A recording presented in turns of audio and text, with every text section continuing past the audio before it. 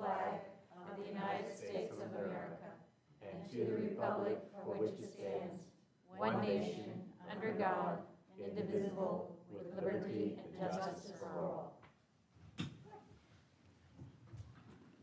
Do I have a motion to approve the agenda? I'm sorry, I have to do the roll call. Oh, I have to do roll call, sorry. Go ahead. Chair Robarts, Here. Vice Chair Fitzgerald, Here. Board Member Letowski, Here. Board Member Newstein is absent, Board Member Edmondson is absent, Board Member Hayes, Here. Board Member Clements. Here. Chair, we have a quorum. Good. Okay, now, can I have a motion to approve the agenda? I make that motion. Second. All in favor? Aye. Good. We have several sets of minutes to approve. Do you want me to do them individually? Yes, please. Okay. So we need a motion to approve the December 8th minutes from, what is LPA? The That's local planning agency. Local planning.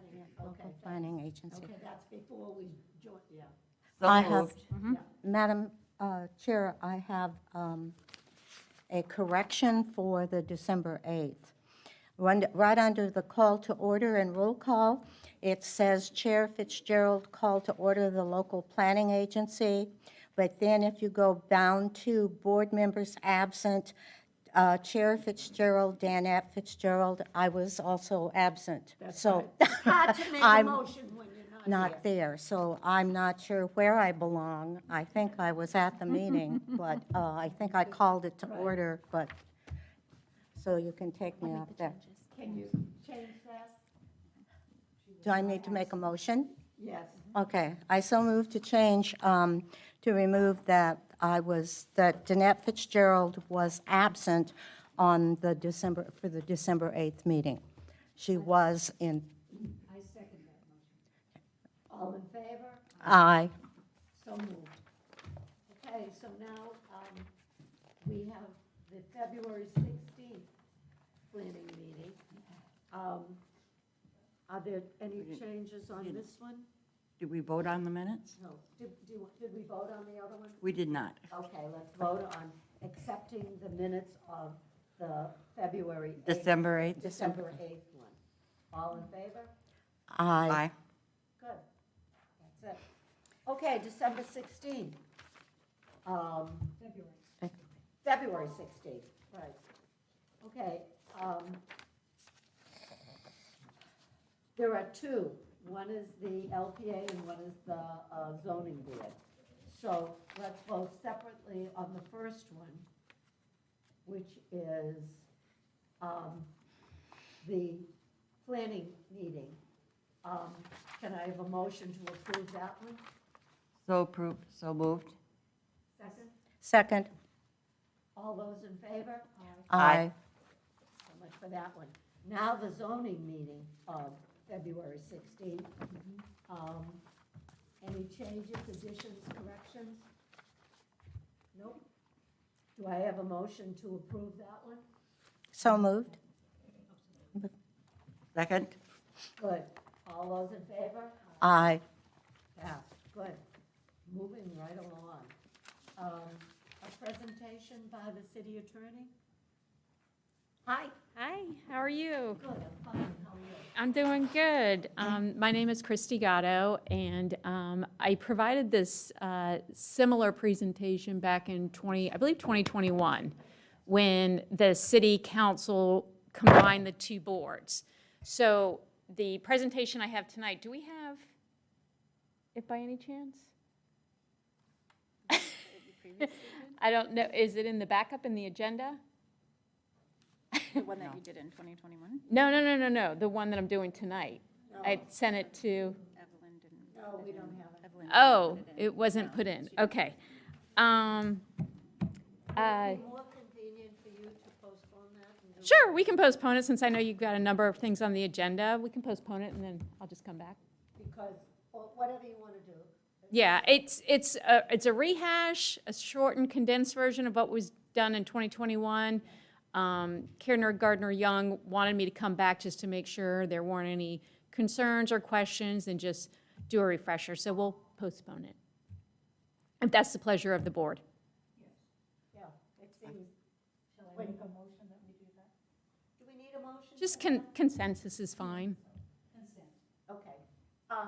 So you have material that, Yes, what I'll do is I'll make sure we have it, we'll put it in the backup, and then I'll have it as a presentation at the meeting. excellent, thank you. Okay.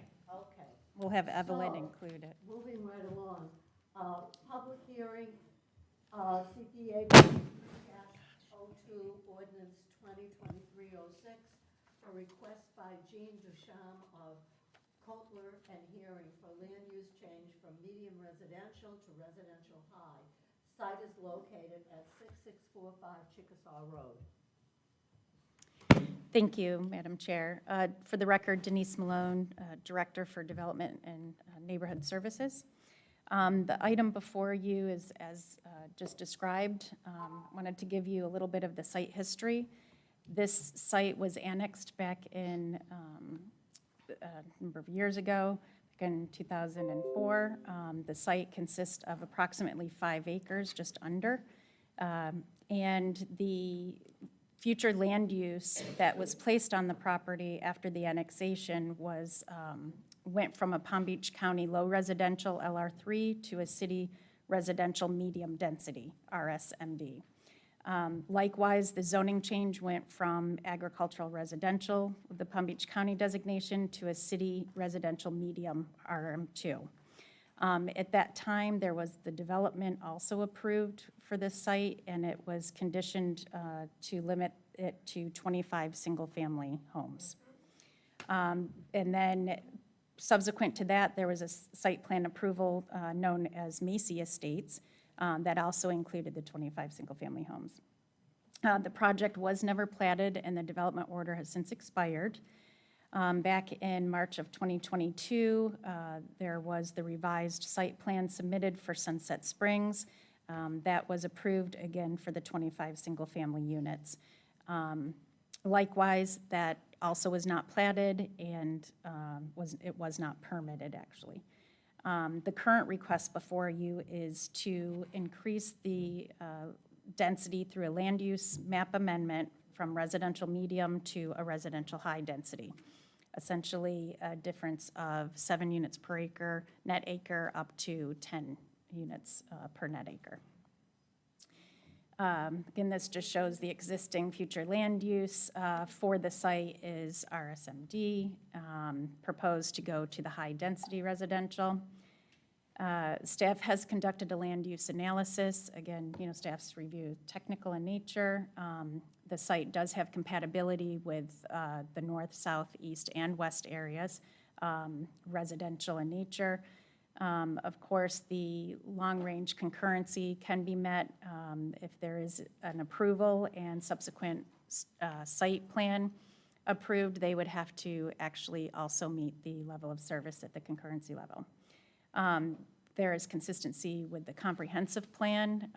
That analysis was done, as well as an analysis against the Treasure Coast Regional Planning Council report and the Chapter 163's Florida statutes. Staff is recommending approval of the comprehensive plan amendment 2302 based on those technical items. We do recognize that this site obviously has been before you in the past, and there was the condition of the single-family units.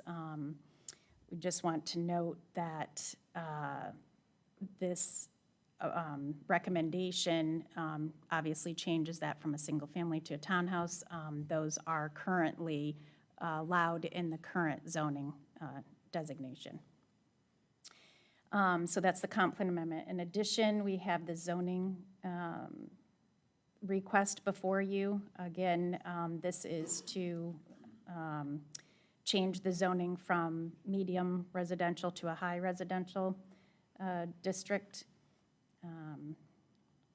Save you all of that.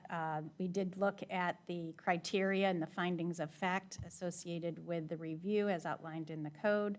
All of these 10 items are met and are described in the applicant materials as well as the staff report.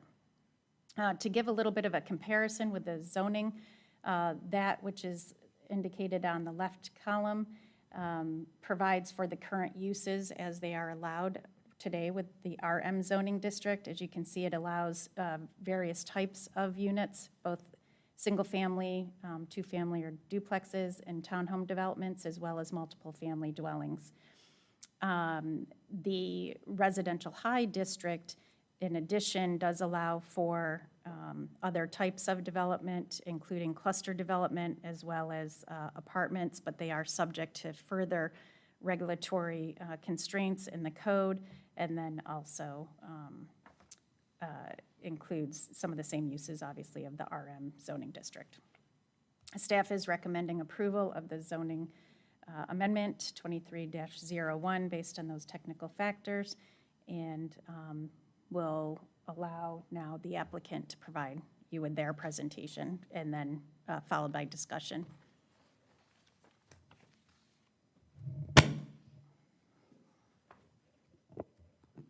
Good evening. My name is George Missimer, for the record, here tonight on behalf of the applicant.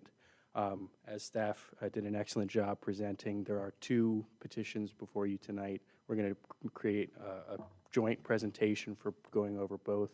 Now I'll introduce. Very hard to hear you, sir. Is this on?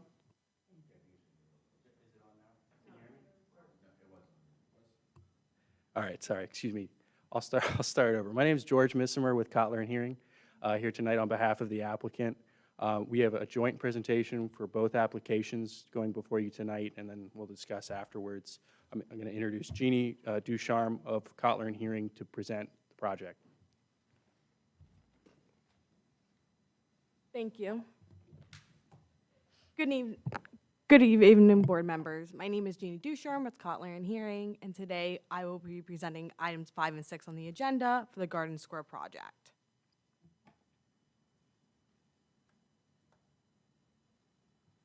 Sorry, let's go back. Flagged.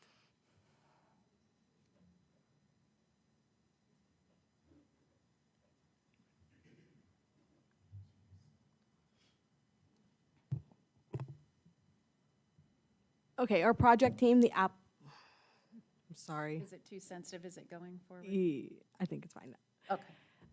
Good evening, board members. I apologize. The applicant, MF Associates Green Acres LLC, is with me here tonight. The traffic engineer of record is JFO Group. And the landscape architects and planners is Don Hearing and me, Jeannie Ducharme. The request consists of a comprehensive plan amendment to residential high from residential medium and a zoning map amendment to residential high as well from the residential medium.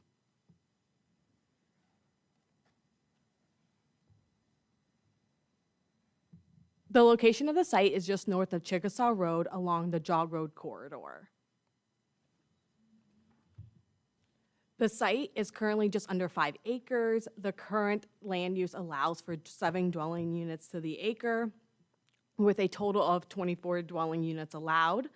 The proposed future land use would allow for 10 units to the acre, with a total of 49 dwelling units, making it about a 15-unit difference in density.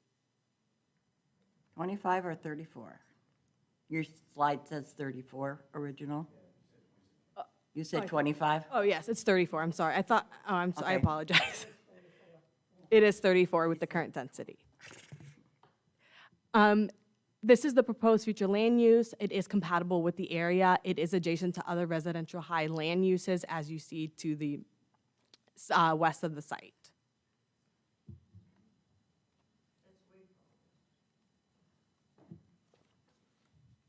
Sorry, it's just a little lagging tonight. The proposed zoning district is also compatible with the surrounding area. Just west of the site is multifamily housing, and then just north of the site as well is multifamily housing.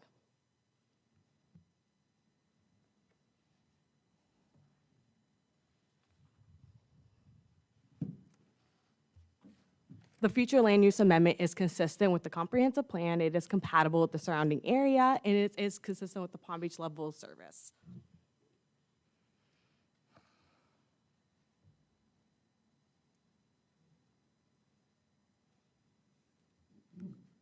The current conditions on approval. So the current site is approved for a future land use medium, residential medium. Some background on the history, as Denise had said, there's been 2 development orders in place previously, but they have been unable to move forward due to the high construction costs and the infrastructure needed to develop Chickasaw Road. So allowing the density, the future land use amendment to be approved would allow for the development of Chickasaw Road, and it would also provide a buffer between the less intense uses and the lower density units.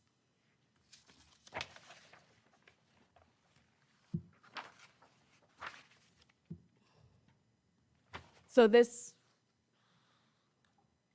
sorry, it's just a little lagging. I apologize. The system, ours is going quicker than that one. Oh. I think when you, yeah, Okay. I don't know why. And that's So- clicker sensitive. This is currently Chickasaw Road where the subject site begins. As you see, that's where Chickasaw ends. There's no asphalt, any type of pavement. So it would be an obligation of the development to provide the further infrastructure to continue Chickasaw Road. And the developer also has agreed to provide landscaping along the canal bank as needed, provide enhanced landscaping to complement the roadway.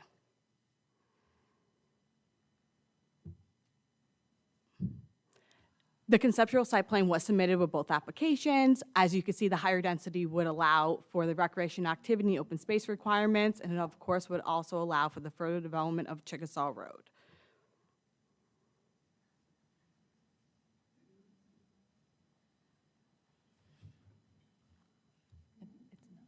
Yeah. Yeah. I'm sorry, it's not. It did on ours. Oh, I don't know. Thank you so much, board members, for your time and consideration this evening.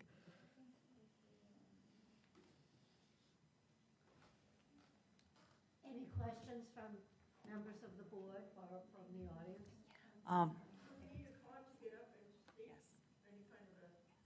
No, I think you can just be recognized. State your name and address. Can I have a question? Go ahead. At the podium, please, so you. Can you give me the size of the townhomes in square footage? Hold on, I think there's a question for the applicant. Hold on 1 second. About 1,600 square feet is what's projected Okay. Per unit. per unit, 1,600 square foot unit. Including the garage or not? No. Garage separate?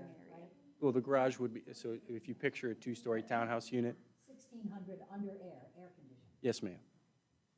I have a question. When we considered Chickasaw Road in the past, there were complications because it was not clear who owned Chickasaw Road. Part of it was, I see people nodding.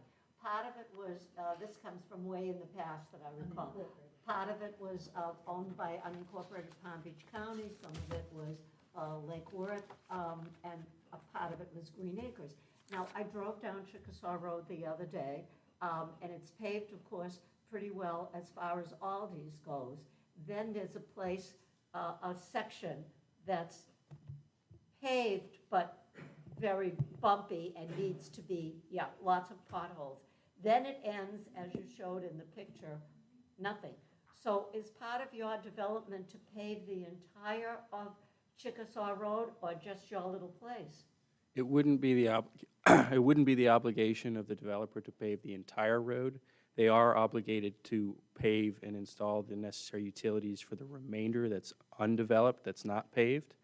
But I believe it is owned by the county. I believe that is a county road.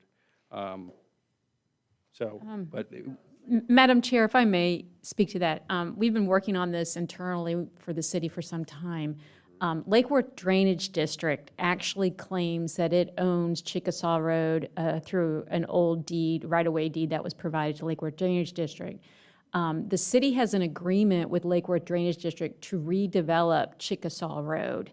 That agreement allows, and we're working on a design and getting that design permitted that would reconstruct the road and would actually pipe the canal next to Chickasaw Road. That's going through permitting. Once those permits are secured, we're also working with Palm Beach County because you're correct in that in the past, there was a question of whether Palm Beach County had been maintaining that road. So we're also asking Palm Beach County to be involved in funding the redevelopment of that road because, as you know, there are still parcels off of Chickasaw that are in unincorporated Palm Beach County. So that's being pursued. The applicant is correct that, where Chickasaw Road, what is improved currently ends, the developer of this lot would then need to finish that and connect it to make access to their development. So one more question, is there any time frame about when the road problem will be solved? Because it would seem to me that that would come first before you would want to develop. Ideally, this is something the city wants to see done sooner rather than later, but we've got to wait on a couple other agencies. So as soon as we can get the full, agreement of these other agencies, then I think you'll see it going pretty fast. So what is the city's obligation should we approve the plan as far as providing access to the new construction? Well, right now, technically, there is access. And it's actually not the city's responsibility because the right-of-way is owned by Lake Worth Drainage District. So if the developer has concerns about Chickasaw as it currently is, they need to go to Lake Worth Drainage District and talk to them. The city has agreed to take this on because the city wants to improve the area for its residents and also ultimately annex in that whole area to square off its boundaries. So right now, actually, the city doesn't have any obligation, but it's taking this on for the betterment of the community and wants to see it done sooner rather than later. So we're hopeful that maybe these two plans will work together and we'll see, a comprehensive redevelopment of the entire roadway. Yeah, I just would urge people to drive down Chickasaw Road and actually see. So, and you guys, I'm sure have done that. I have a question. What length are we talking about, the bumpy area, the bad area that nobody, that's stepchild or whatever? New road? I don't know. Half a mile, eighth a mile, 2 miles? I don't know. We have the city's engineer who has designed the plans, and it would be, the city's redevelopment would be from where that new paving is for the Aldis all the way to where it currently is developed. That, I don't know the distance, I'm sorry. Not that far. Well, Yeah, it is. I think, It's not. Not far. half a mile. Right. Half a mile, maybe. Maybe, I don't know, maybe. I'm sorry, Ed, comments from the audience? Yeah, I was going to say it is public hearing, but I thought It's public hearing. okay.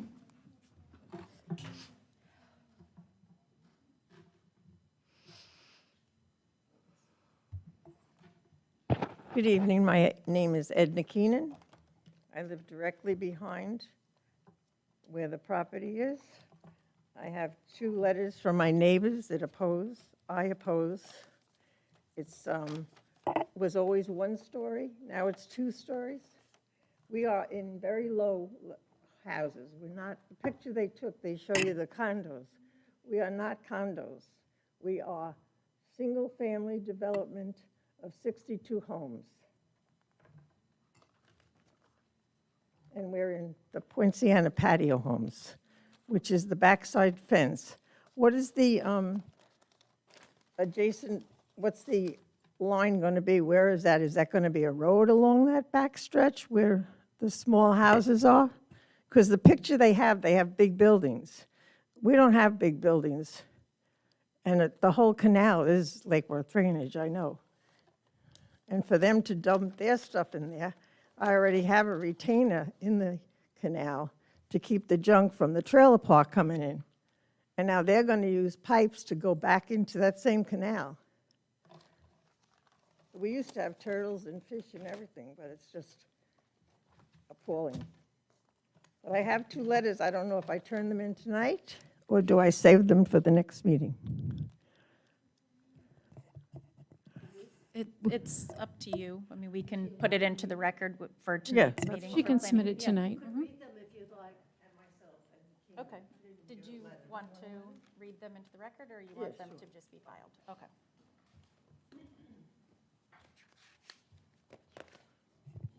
It says, I live at 3462 Stanton Terrace, adjacent to 6644 Chickasaw Road. I would like single-family homes built adjacent a 6-foot cement barrier wall at the primary line, and also a wall like the fountains on Lake Worth Road, facing our side. This is the same thing again. I live at 3472 Stanton Road, adjacent to 6644 Chickasaw. I would like a single-family home built at least 6 feet cement barrier wall and at the property line, and a wall like the fountains at Lake Worth Road, and that's Susan Limpman, and this was Donna Gentile. I'm at McKean, I'm at 3452 Stanton Terrace, and I also want the same as they did. How much space is between what they're building? Is that going to be a road? Is there going to be houses backed up to the wall? Because they covered our houses over with all the other stuff around and made like there's big places there. Yes. So it's there and behind you too. Yeah, excuse me.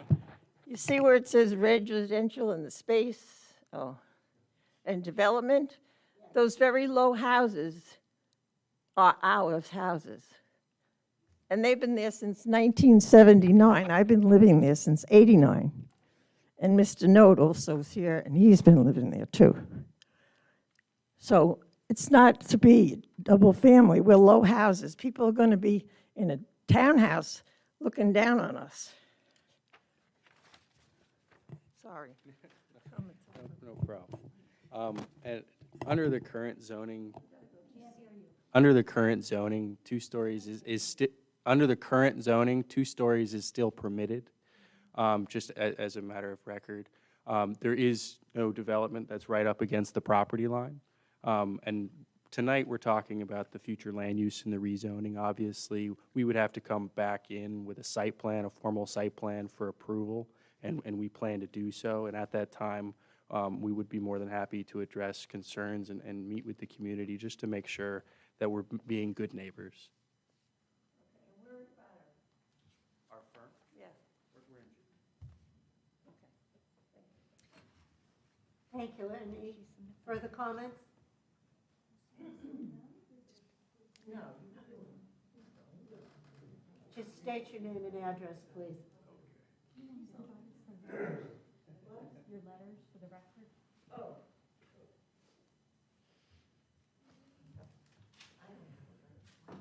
My name's Raymond Noth, and I live just west in Patio Homes as well. I've got 2 questions.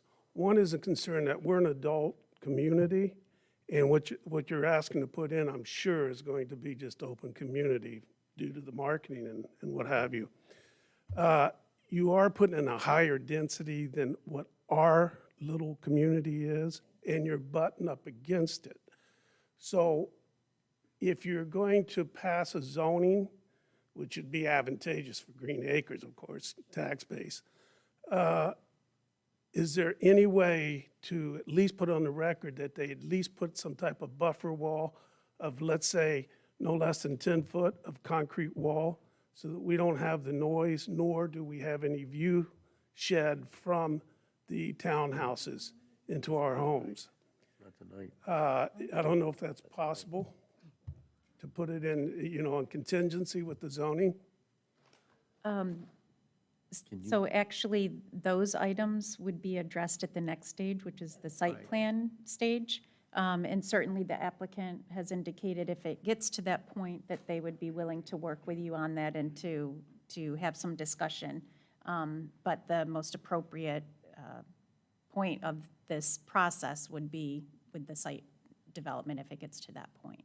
As I understand it, today's, this particular motion is to increase the density from 35 to 34. I thought it was 25.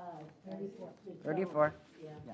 But we had heard To 44. 25 before, but from 34 It's to been corrected. 49 units. And I guess, from what I hear from the neighbors, the issue is the height of the buildings, et cetera, as well as having, you know, the noise of children, because that's an adult community. So am I wrong that those are the issues that you're? That would be, yes, that's one of the questions I have, yes. We would like to have the peaceful living that we've enjoyed for the last few And years. as Denise has pointed out, that will, those specifics will come up in the next phase when we talk about the site plan. This is just to allow the increased density. Okay? Correct. This is the future land use amendment. It would take it from the current 7 units per net acre to a 10-unit per net acre. Of course, the ultimate number of units put on the property is dependent upon how they lay it out and the site features and whatnot, because it's a net density, but yes, those are the numbers. Okay. All right, so on this next, I mean, this is going on record now, so we at least started this on record, okay? And then the other thing is Chickasaw Road. You're planning on stopping Chickasaw Road right at the beginning of our property, actually my property. Is there going to be a barrier across that so we don't see headlights coming in, going through there? I know that that's not your property, and it's, I guess, the water management or the counties, whoever it is. They allowed us to put a gate there, and we put a gate to stop traffic from coming through there. But now we have a light problem where cars are going to be coming in and out all night long or all day long. And the light is one of the questions I have. Is there, can we get any barrier on that? I'm sure that's for probably site planning again, but at least can I have it on record that Yeah, it's absolutely. starting here? Now, the other thing is the site plan. Is there any date set up for that? I know we spoke, but there was no date when they're going to come back for the site plan. It's up to the applicant. Of course, that wouldn't happen unless this project actually is approved. The board tonight would be providing an advisory recommendation to the city council, and this item would go before the city council for ultimate approval. If it gets through that process and ultimately is approved, then the next stage being the site plan process, it would be up to the applicant as to when they would be submitting their application. They've provided a conceptual for us at this stage, but ultimately, you know, we would have to get through the process and through that. review it. So is there any idea, like, I'm going to be gone for 4 months, so I probably won't be here for a site plan if you have it within the 4 months? Okay. Yeah, we will be immediately, this is approved, moving forward immediately the site plan. But we can provide you our contact information, emails, and definitely, you know. Move forward, okay. Okay, and then, well, that's it. Yeah. Any further discussion? I have a question for the builders. How high are these buildings? Are they 2 stories? Yeah. They are. Nothing, They're townhomes. They would be 2-story, 25 feet high. Yeah.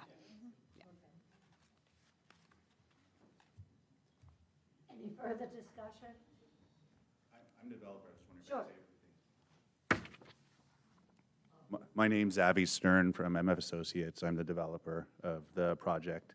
I just want to say a few things. I know this has been through some other developers in the past, and the prior developer, D.R. Horton, I think spent almost $1 million with all their site plan and trying to get the project built, and they weren't able to move forward because of all the infrastructure costs that they would have had to bear from the extension of Chickasaw Road and everything involved. And even though, if everything is approved tonight, the higher zoning would allow for 49 units, our intent is to keep it at 44 units because we do want to keep a lot of green space and landscaping in the project. And we even planned our retention area backing up to the existing homes on the east side. So there will be a big buffer in between the homes and our new townhomes. And on the proposed site plan, you could see it is lined with trees for privacy for both our development and their development as well. And we're completely open to working with our neighbors. You know, we're willing to take any input. We want to work together with everyone to make this a good project for us and for them. So, Thank you. thank you. As I understand it, what we will be voting on is to allow the change in density. Right. And that's all contingent for you on whether or not the road thing can be worked out, right? Correct. Right. Madam Chair, if I may clarify, so you're absolutely correct. Part of the decision tonight will potentially increase the density, but you're doing two things. You're making a small-scale amendment to the city's comprehensive plan, which will set this land use designation at a higher density than what is currently allowed. That change, you then have to do the rezoning to make it consistent so that your rezoning matches what's in your comprehensive plan. And again, the same increase in density really is specific to the zoning, but then those two will be consistent because right now your comprehensive plan and your zoning for this parcel are now at the lower density and the lower land use designation. So those two things are what you're considering. They will ultimately go before the city council in ordinance format. And these are legislative decisions, so it, just requires you to consider it and then make your decision. All right, if there's no further discussion, yes. Sure.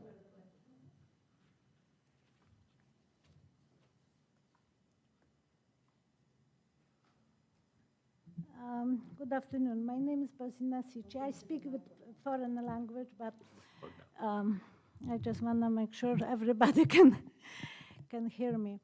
I live in Poinciana Country Club for 30 years with my husband, and I just want to all of you understand we are all the people who live there, yes? We are over 55 years old, and we like our peace and quiet there, which not once, but so many times before happened. I lived there 30 years. They want to build this side, that side, any side, okay? Do we have lots of land in Florida? Yes. Do we build on the sand? Yes. So I think we should think about other people who live there, who have, they 60, 70, 80, and if they're younger, they can go somewhere else, yes? Because we build on a sand in this Florida of ours. So I think we should, and pollution, and the water, and all the different situations, we can hear everywhere. But now, why don't you hear it? I think we all should hear this very loudly, because developers wants to do what they want to do. Canal, oh, that's no problem. It was canal, now there is no more. Yes, so what we gonna do? We're gonna just live like where? Thank you very much. Okay, if there's no further discussion, then we can move to a vote.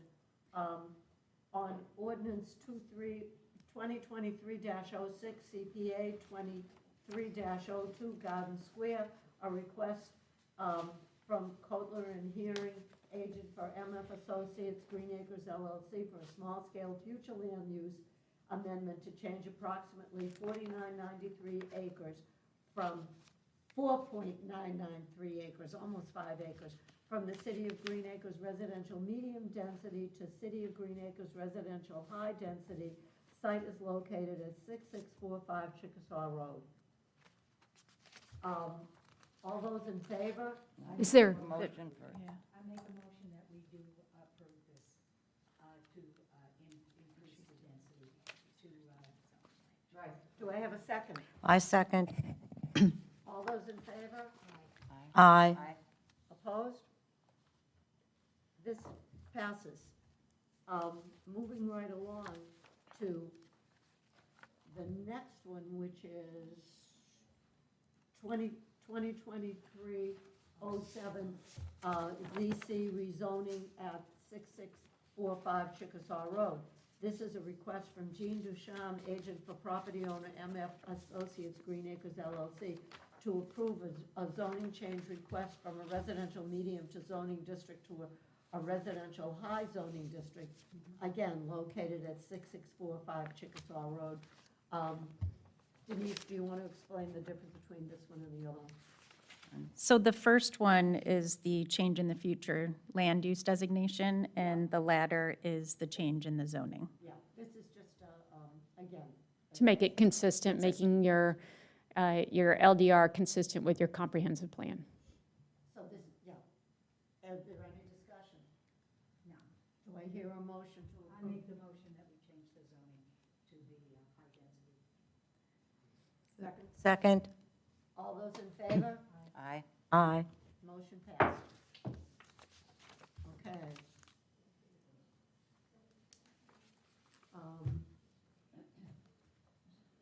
Then the next one, Is, thank you.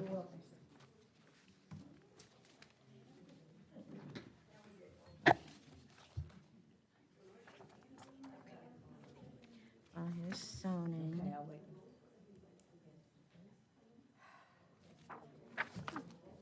Sent it to Karen back in the day, so. 2301. Yeah. Oh, the Oh, wait. multiple future land use designation. So item 7 on the Okay, item agenda. 7. This is the public hearing, CPA 23-01, ordinance 2023-08, a request to adopt a newly created multiple future land use designation. Again, we're talking semantics here. A request for a text amendment that includes provision for newly created multiple use, a land use, MLU, future land designation within the future land use element of the city of Green Acres comprehensive plan. This is to change the comprehensive plan to go along with what we just said, right? Actually, this is a text amendment in the future land use element. It does not have anything to do with the two previous items, except for the fact that this is a future land use designation that we are looking to create and to put text into the future land use element of the comprehensive plan to pretty much effectuate that. We only have 1% to build on, and we need a new designation. You're right. So this, yeah, this has a little bit of a difference to it, and so it's lend itself to a whole new future land use designation. We did not want to embed it in with our current mixed use designations, as we think they are very specific and to serve their purpose. This is to create an, yeah. This is to create a new future land use designation known as multiple future land use, and I'd be happy to, we can walk through the language to describe it a little bit further. I have a question. Okay. This is completely new. Yes, this is a newly, we are looking to create this future land use designation known as multiple land use. Okay. Can you give an example of So the you'll- difference right. between the two, the previous multiple use one and this? So we currently don't have a multiple use designation. It's a mixed use designation that you're more familiar with. So I thought what would be easiest is to go through the language. I didn't do a presentation like the previous one. I thought just to walk through the language with you so that if you had some questions as we're going through on the actual strike-through underline language, this would be the easiest to do that. I do want to indicate that the emphasis of this has what is known as attainable housing component to it. You have read that in the staff report as well as the text changes. And so there has been some recent discussion, and in fact, we do have some members of the audience that have an interest in this creation of the multiple land use for that purpose, and we can get into that a little bit further later, and certainly they're here if there's any questions that you'd like to ask of them. But so just going through this, and I apologize, I'm not sure why I did this as PDF and not all of the red is showing up. But if we can just walk through your packet to start off on The pages that were provided to you with your staff report are those that are taken directly from the future land use element. And so the easiest to, because it's voluminous, it's got a lot of pages to it, the easiest is just to refer to the bottom center page part, and we'll walk through those pages. So the first page, essentially, in the future land use element, the first part of that element does a description, some data and analysis, to basically provide the narrative that then the next part of the document, the goals, objectives, and policies are predicated on, or are used, this language is used to then describe and put forth the desires of the goals, objectives, and policies. So this first page, which is future land use element, page 6, essentially just is indicating the desire, the city, under residential development, not only to encourage single-family development, but also duplex, townhomes, multifamily residential to balance out our different housing choices. Moving on to page FLU 7, the floor area ratio term that you have heard numerous times of the past, it's basically just indicating that it includes all non-residential structures with floor area ratio in proportion to the lot area. The next page does not have any changes on it. Page number? I guess I should, Page number? 8. Gotcha. And I probably should do this at the same time. It's put there in reference because this section of the future land use element calls out the descriptions of the land use classifications. And so going to page FLU 10, item number 7 in red is basically new language to provide an overview of what the multiple land use designation is. So we're looking for this designation to basically provide for higher density and intensities. As you'll see later on, it has a location specific intent to it. It also goes forward and provides for some language giving some guidance in terms of form. With land uses, you do have to have multiple land uses, which means, more than one, and one of those has to be residential in nature. And then ultimately, it is, from a locational standpoint, it talks about in here about being within the primary and secondary spheres, which we will see later on in the pages and for which you guys are familiar and have had those discussions regarding the spheres in the past. Moving to page FLU 11, it basically just indicates, one of the 6 categories on the map is a multiple land use, MLU. Page FLU 12 actually gives a little more description of the category itself, multiple land use. Again, this is a land use that would provide for higher density and intensity calculated over the entire site. The location is limited to those primary spheres of activities that are demarcated on our map, or within the, as further described in the plan, and also requires a minimum of 2 different land uses, again, one of which has to be residential. So the emphasis and focus on here is providing residential, and then also another use that would be provided with the residential having a focus to attainable housing.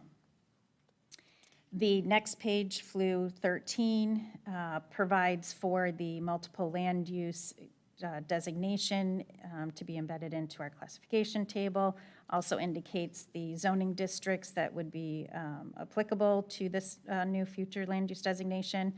And then the third column that talks about the density and intensity, we're looking for this to provide for a minimum density of 15 dwelling units per acre. Currently, our highest designation allows for 10 units per acre. And then it also allows for an ability to get an additional 3 units up to a total of 18 dwelling units per acre. Again, this is net acre, not gross. If you provide for a percentage of attainable housing, as well as a couple other components, we'll go into that in a little bit. And then it does have a maximum density calculation at 21 dwelling units per acre. It does sound a lot, especially given, when we talk about our maximum currently at 10 dwelling units per acre. The way that this is set up allows for cluster development. It allows for these maximum developments to be on, in the primary spheres of influence, so they tend to be on the borders. It also would allow for, as our other categories, a little bit further, 35% lot coverage.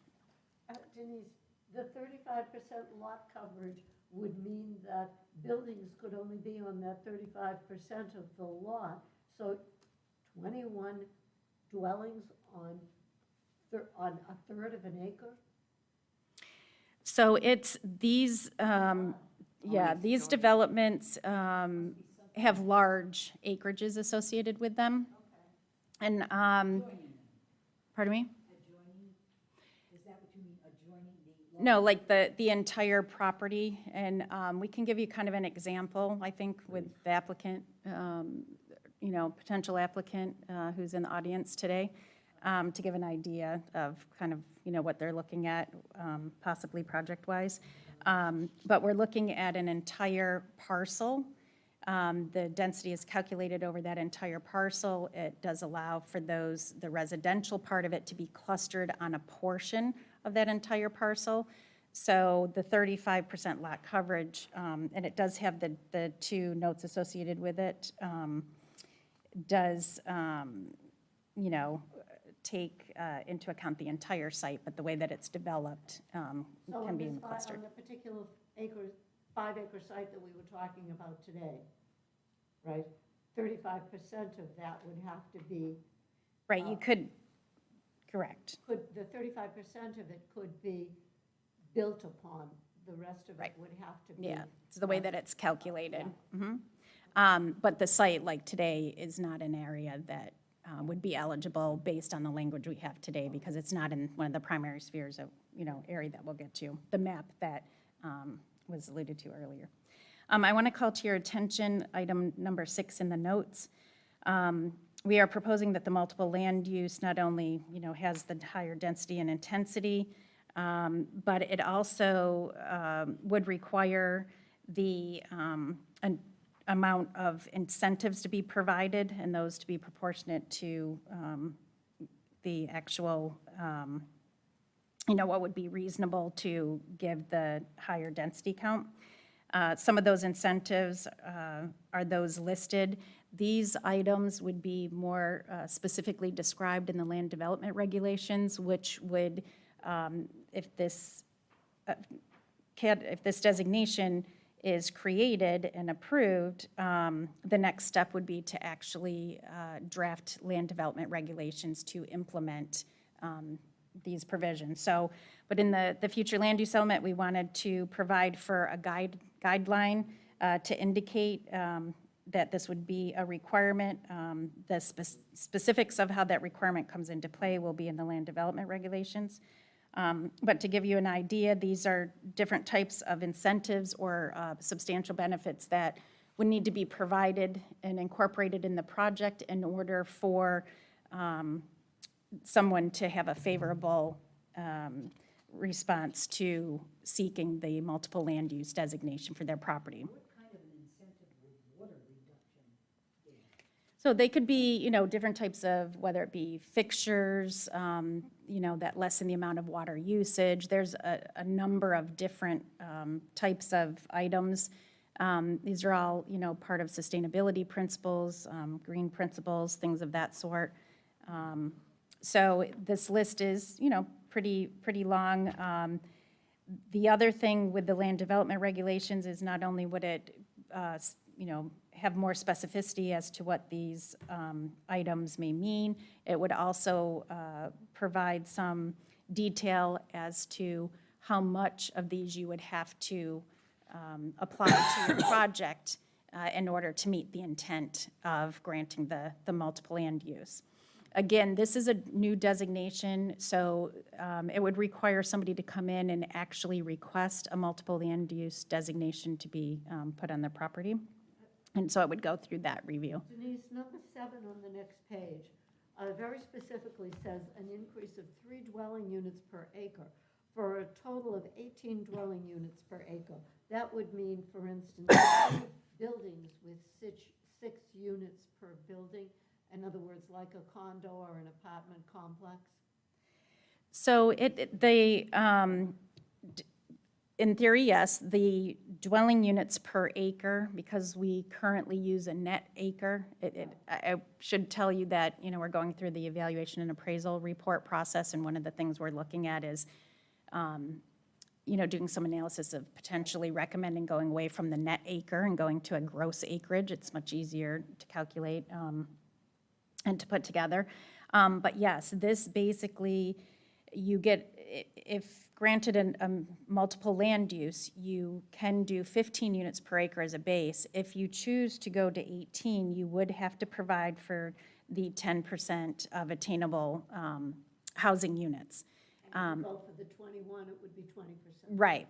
So you would not be able to, and not only would you provide for that percentage of attainable housing, you also would need to provide some proportionate, reasonable share of those items previous to this, the ones we were just talking about, the different types of incentives would need to be provided. And we're looking for integration of the uses on the site and variety of items to really provide this to be more of a cohesive type development between those multiple uses that would be proposed.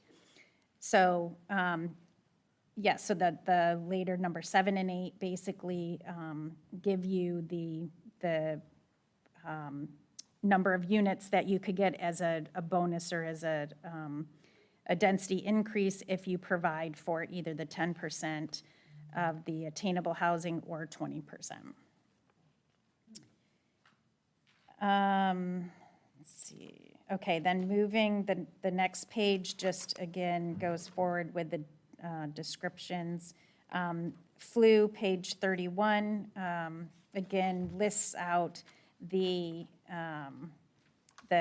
net, well, the units per acre ranges from 15 up to 21, again, if you provide the things as we just talked about.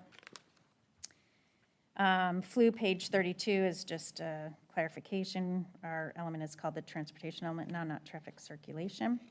And then when we get into flu, pages 33, 34, 35, this is where, and you're familiar with these, the establishment of the activity centers, the primary activity centers. So you see those in red. So you see that those are areas that we felt were most conducive to this type of development. We want, because it is the higher in density and intensity, it does involve greater acreages. These would be the areas that would be recommended potentially for this type of development to be in, and also, to limit it. Do you have you don't have a slide of the activity centers that could be blown up, do you? Mm-hmm. Just to see the street markings of some of these. Not from the map as it is right now. I have what's existing. Along Lake Worth Road. Yes, they're along our major activity corridors. So, and when we can certainly, put together, a map that shows a little bit more clarity. I will tell you that the discussion that we've been having, location is in the south end of the city. As you can see, most of these are along our, the edges at on major thoroughfares. Moving on to flu, page 36. Again, it's just clarifying and providing the language in there that, project whose development area falls predominantly within The primary sphere would be permitted the higher density throughout that area and the project area, especially if the project area kind of straddles.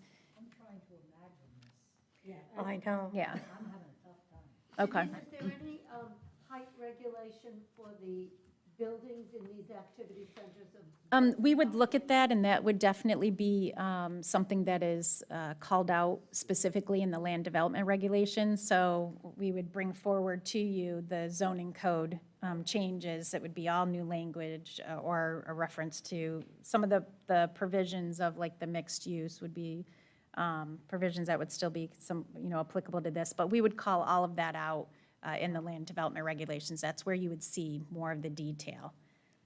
So in general, this multiple land use designation really allows for, again, particularly larger sites that can accommodate multiple uses, really prioritizing residential as being one of those required uses and prioritizing the provision of attainable housing, which we all know is something that is direly needed. And so this was a way in which we are embracing that need and also the potential ability for it to be met here within the city of Green Acres. And so this designation is being created to allow for those potentials. I have a question. Do we currently have the land available to do this, or would this require, taking houses down, buildings down to accommodate this kind of a, Or accessing some land You know. that is now,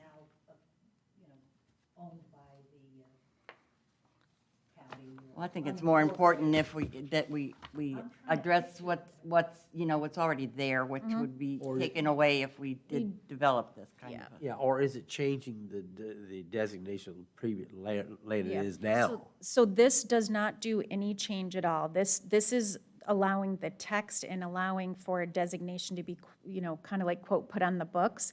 Somebody, an applicant could come in and request it. Again, they would have to comply with the provisions as they're outlined and would be further outlined in the land development regulations.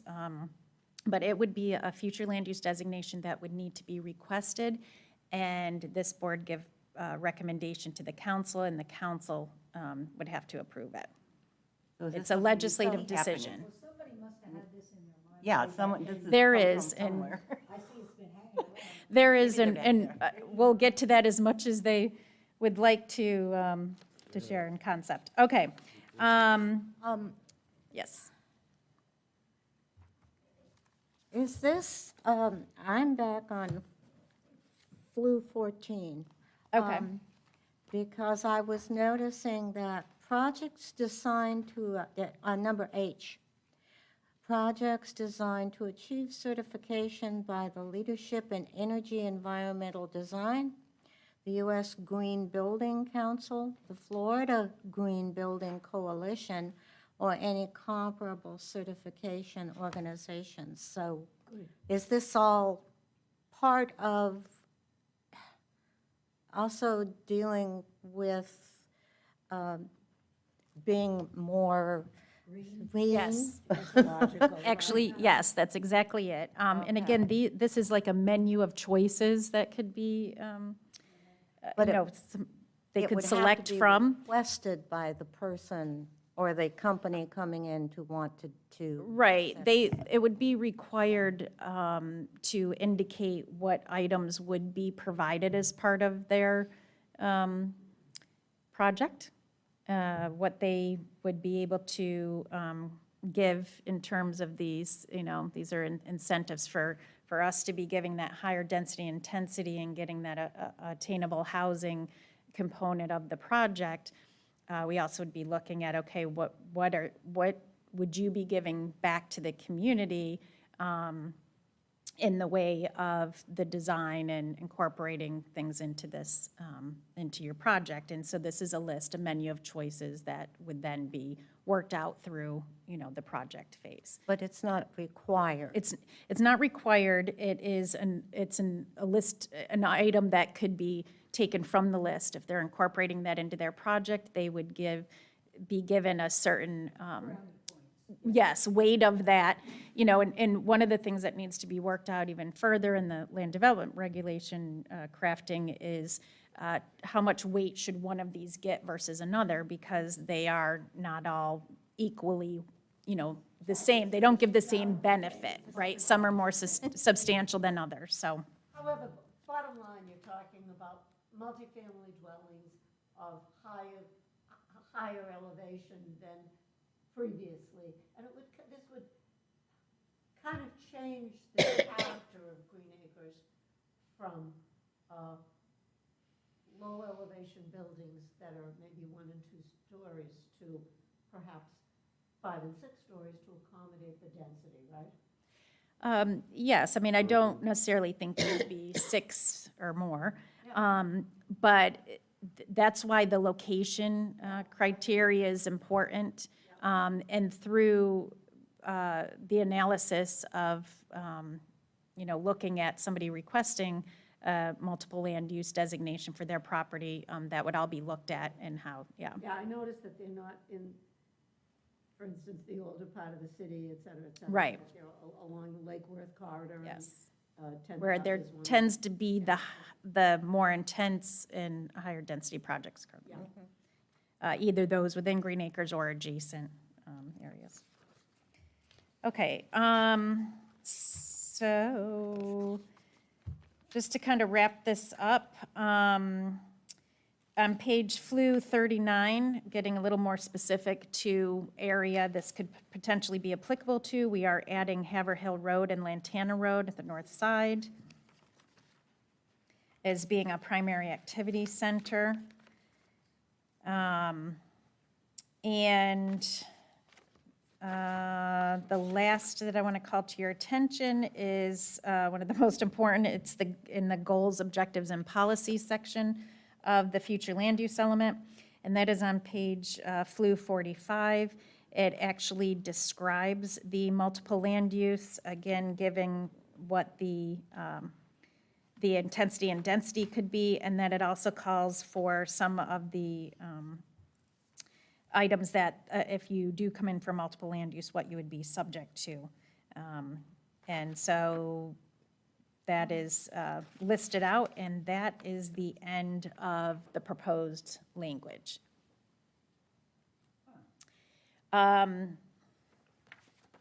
So, yeah, what I'd like to do now is, so again, what we're really trying to do, thought and concept kind of came to us, we looked at it. We are in full support of attainable housing, looking at ways and means for that to occur, at the same time as balancing it out and being very cognizant of the character we want to maintain in Green Acres. So this is our start with it. That's why we gave it its own future land use designation. Again, it would require somebody to come in and actually request that. We've set forth some guidelines and parameters for that decision-making to take place. Land development regulations would be crafted to further articulate what we're talking about and how it would actually work. With that said, I do want to indicate, as I have up on the map, one of the annexation agreements that the city has is with the parcel on Lantana Road that's currently occupied by the Able Lawn. There's the building on Lantana Road just west of Haverhill and just south of our Blossom Trail, or Nash Trail, our Blossom Trail development. So the city has an annexation agreement with that parcel, indicating that at any time that they became contiguous to the Green Acres boundaries, that they agreed for us to be able to annex them. We obviously have been contiguous to them. The city does have the plan to annex that parcel. And how big is that parcel? It's a total of 20 acres, so large parcel. And so we have actually looked at that, it's within one of our southern primary activity sphere. We have looked at that, and we'll actually be looking at it closer for potentially being a candidate for a multiple land use designation.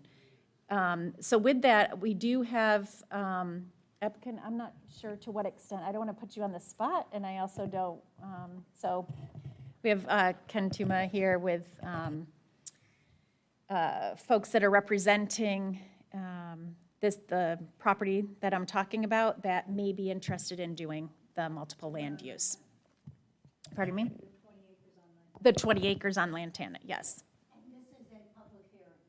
Yes, and so but I just want to say this is to kind of complement or give you more of a visual possibly of how this multiple land use would be applied, or perhaps a project that may come out of it. In no way is this part of your decision today or the item with, CPA 2301. This is, right, correct. If you'd like to imagine, I could sit down. Good evening, Ken Toom with Urban Design Studio. My address is 610 Clematis Street, West Palm Beach, Florida. It's a pleasure to be back in front of this board. First thing, kind of start things off tonight. You're very lucky that your staff is forward-thinking here. You hear about the need for attainable housing all over the county, but it's just not the county.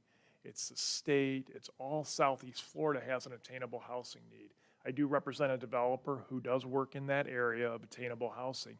And I know that by what you're doing tonight, potentially by adding this, is allowing for flexibility for obtainable housing to come to the city.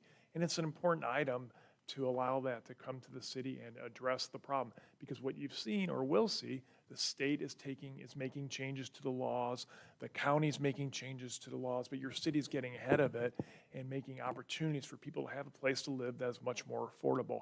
The developer that I'm representing, I'm not going to really get into the specifics of the project tonight, but our intent is to develop at a minimum of 20% of workforce housing of a potential development project. And the idea would be it would be a rental project, and then it would allow for a component of it to be in the affordable housing zone. So the next question people ask me, well, Ken, what's that really mean? How much does that rent rate and that rent react to? So, and generally, the way it works, it's based on something called average median income, which Denise has defined into the area, and the average median income. And then it's a percentage of that that can be applied to a person's rent. So by way of example, on the low end, there's a scale. It's from the low end, a small unit, a minimum rent is $966, which is, I know it sounds crazy for us because when we rented apartments, it was $800 for a 3-bedroom, but that's not the world we live in today. It's much more expensive than that. And then on the high end, up to 3 bedrooms, it restricts it at approximately $3,300 per month. And it's spread among categories. So that's really the purpose of it. And then it deed restricts it for a period of time that the rent can't increase any more higher than what the average median income increases. So if salaries are $100 a year and the average increase is 3%, the most the rent can go up is that 3%. It can't go up more than that. So that's my presentation. I have lots of things to show you when we get to the next item. Oh, did I confuse you? Let me go back and not confuse you. Okay. Okay, thank you. And happy to answer any questions you may have. Our team's here. Who makes the calls on all this? Who makes the call? You mean who? Like, who says, where's how does the information flow? Oh, and yeah. through whom? And, Who determines the rent? How does that work? Yes, so the city will be the ultimate arbitrator of that, but how it works is there's an average median income that's addressed for an area. The average median income is a federal number, and it's designated by this area, and then the percentage of that is what's applied towards rent. And we'll work with you, your staff will come up with the regulatory environment. percentage of that applied to, give me an example. Yes, ma'am. So let's say you are 100% of an average median income. You or me. I was at 100%. I want to rent, and I happen to be exactly Palm Beach County's average median income. And we have an expert in here who'll make sure I get this right, but basically it means 30% of, no more than 30% of your income can go towards rent. How'd I do? Perfect. So that's how it works. So the guy is like, So it's really not low income, it's average income. It's intended for, Not low income. it's intended for teachers, firemen, police, planners. That's who this is intended for, to be attainable.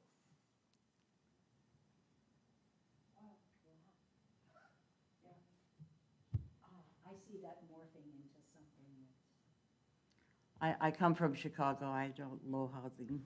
Yeah, that is, Nightmare. so I want to be very clear. That is not what this is. Not HUD housing. It's not Capari Green, if I remember my planning classes correctly. It is not that. This is for firemen, teachers, planners who have to meet the minimum income levels of average median income. rental. But it is rental. Yes, ma'am. Who owns it? Who's my landlord when I live there? You guys? Oh, well, I'm not. I wish, but yeah. No, there's a company that, so most apartment complexes are owned by companies, and that company would own the entire facility, just not the workforce housing units.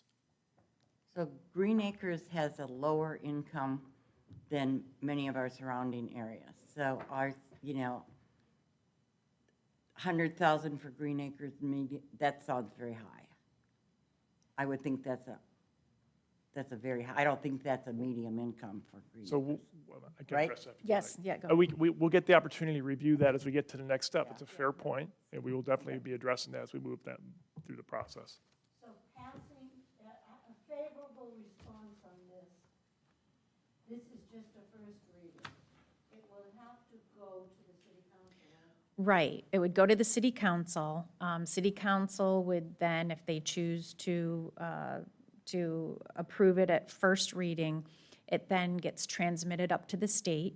The State Department of Economic Opportunity will look at it along with the review agencies, this other state and regional review agencies, provide us with their objections, recommendations, or comments, and then we would address those and then come back before the city council at what would be, the second reading or the adoption of that.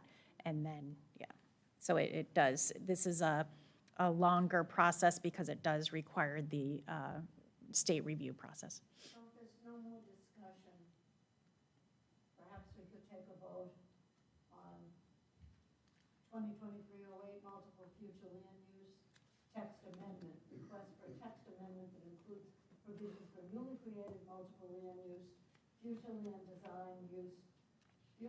use design within the future land use element of the city comprehensive plan. So moved. Do I hear a second? Second. All those in Second. favor? Aye.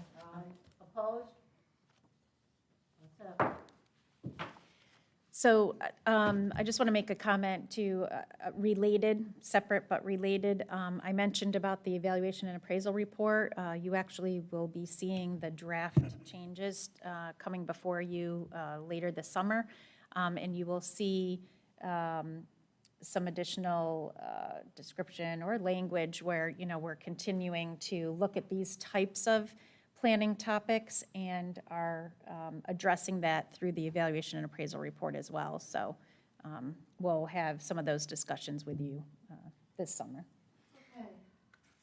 Moving right along, if I'm not mistaken, Resolution 2023-16 Thank you. has been removed, right? Am I correct? I'm sorry. Chick-fil-A? Chick-fil-A, yes. So the last item on the agenda tonight is the special exception, SE 2103 for Chick-fil-A. And I will do a quick, well, actually, this is quasi. What was removed was the request for variance. That is no longer necessary. We are addressing it through means that does not require variance, so. Sorry. So this is a quasi judicial hearing. Typically, the applicant goes first, but I can just address this if you want me to. Or, okay. Let's see. Okay. So just real quick, the item before you is a request for a special exception to allow for fast food drive-through restaurant in the commercial intensive zoning district within the River Bridge Commercial Center. So the subject site is on the screen for you. This is the parcel here that I'm outlining with the arrow. This is where Chick-fil-A is looking to locate. It is unlike the adjacent sites that I'm pointing to. It is, the subject parcel is part of the plaza itself. So it's part of the master plan that covers the majority of the River Bridge Commercial Center. Yes. On the plan that we have, there's an area outlined in red that's Palm Beach County. You're talking about the area outlined in yellow that's between Applebee's and IHOP? Correct. Yes. Okay. Again, so here's the overall site plan. This, on the slide, it gives you a visual of Chick-fil-A's location in relation to the rest of the plaza. This is a site plan amendment that has a special exception associated with it to allow for the drive-in for the Chick-fil-A restaurant. The drive-through, yes. Drive-throughs require special exceptions in our code, and the code does require that each drive-in stacking lane has to be clearly defined. The idea is to provide for good traffic circulation. It also requires a bypass lane that's dedicated specifically as a bypass lane when they're providing one-way traffic, which Chick-fil-A is doing. So the slide shows the location of the proposed drive-through lane in green and the bypass lane in yellow. If you've been to a Chick-fil-A or really a lot of other fast food restaurants, you see that they use the dual drive-through lanes. So that's also being proposed with Chick-fil-A. With this special exception, the request again is to have the drive-through, but in addition, the request is for the bypass lane to also be utilized during peak hour times as a drive-through lane. So the special exception would include that request. Like at lunchtime, they have two lines. Correct. So the code, indicates a bypass lane as being just that. It's not usually used for the drive-through. So they would continue with their business model where with Chick-fil-A, they have their employees outside that take the orders. They would just take them from both lanes, and both, at that time during peak hours, the bypass lane would serve as an actual regular drive-through lane. So we looked at that, and staff is in support of allowing that if there is a management plan put in place as far as how that bypass lane is going to be utilized, especially during times of, to address peak hour and off-peak hour, but also to address emergency situations, and to make certain that there is the proper circulation for either vehicles or emergency personnel if the need arises. So we have asked for them, in support of this, that we would like to have a management plan and a circulation plan that addresses those items, and we'd be asking for that to be a condition of their site plan approval. The special exception criteria, there are 12 of them. They meet all of those criteria that are listed out here on the slide. Findings, in fact, are that this request does comply with the comprehensive plan. It does comply with the 12 criteria of the special exception. They will be providing for the proper landscaping. This site currently does not meet our minimum landscape criteria. So in the beginning, it was thought that because what they're providing doesn't meet our code, that they would need a variance to, because they're doing less than what the code allows. However, we're allowing them this to be processed as they are making the nonconformity better, because they are giving landscaping more than what was allowed. Right, it's over and above what currently is there, still under the code, but it's making it better, so we're not requiring them to get a variance for that, we're recognizing that. And then the last is that the proposed use is compatible with the existing uses within the commercial plaza. And so with that, staff does recommend approval of special exception 2103 with those 5 conditions of approval as listed in the staff report and just presented.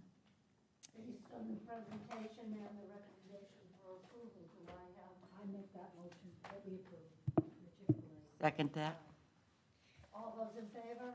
Aye. Yay. So I think we just need to recognize that, give opportunity of the public, because it's a public hearing item, and if they do want to speak, they would have to be sworn in. Does anyone want to speak? It's just as a matter of formality. I think you should have brought some for us. That's what I was just. Bribes would have Let the helped. record show the applicant is in the audience, but does not Sounds like everybody. feel they need to make a presentation. So, Is this plot any bigger than the one that's over, where's the other one that's close by? Lantana. On Lantana, is the Lantana. plot any bigger? Is it? Crowded every day. Yeah. This is, I mean, it's this is a different shape. This is Lantana one is more rectangular, if you will, and this one's more square. Yeah, yeah. Well, So just, so with the agenda, the next item, the BA 3301 was withdrawn. And then I don't have any discussion items, so I'll yield it back to the board. If nobody else has anything. Yes, Go ahead. I'm so sorry to bring this up again, but I was looking again at the minutes that we corrected based on the fact that I was not here or I was here. You were here. Okay, no, the thing is that this is not December 8th. It says December 8th minutes up at the top, but what I was reading was February 16th. So one I wrote I on. may not have been there. well, how could you have In called it to February, order? well, no, You were in here in February. maybe December I was, yes, right. Yeah. We can look. But what it says, it should be December. Up here, it says December 8th. Here, it says February 16th. So I'm not sure what minutes it was. We can look at them and get it clarified so that it reflects the accurate. I'm sorry, that's all I have. I'm sure it'll be figured out. Can you give us update on Swain Boulevard? What's going on over there? The improvements with the roadway, I know that it's going forward. I don't have the real specifics. I know Public Works is involved with that. I'd be happy to, Zach, our engineer that we use as a third party, Zach Gamble, will be in the office tomorrow. He's there on Fridays. I'd be happy to ask for an update and get it out to you. My question is, they going to the whole street or they just going to the sheriff's office? I believe if it's not the whole street, it's a large portion of the street beyond just the, yeah. I'm going to stop there then. Pardon me? I think I'm going to stop there then. I think my understanding is It was in the 5-year plan 10 the years whole, ago. yeah, my understanding is it's the whole. I just don't want to say that and it not be wholly accurate, but I'd be happy to get a report for you, I had absolutely. some kids steal the signs the other day, the roadwork signs, they're down Oh. in front of Dottie's house on the 400 block, leaning Okay. against a tree, all Uh-huh. their signs. She kept them from throwing them in the canal. Okay, So and they've got one sign turned backwards in front of their yard, so okay. they're that company signs, and they've been doing it for 3 weeks now, and no one's picked them up, no one's turned the signs around. It's, I'll talk to Zach about that and also we'll ask him to, because he works hand in hand, Public Works with, that deals Dottie's with a our very right of way, elderly so, lady, yeah. and it's just upsetting her tremendously. So those are, Where, Closed road, closed signs, Yeah. leaning against a tree on the 400 block. 400 block, okay, thank you. Thank you. Yeah, we'll coordinate this. I'll also see if I need to do Thank you, something with code, but we'll coordinate it with Public Works as they deal with the right-of-way, yeah. Thank you All very right, much. If thank you. there's no other comments, can we move to Adjourn. adjourn? All those in favor? Aye. Aye.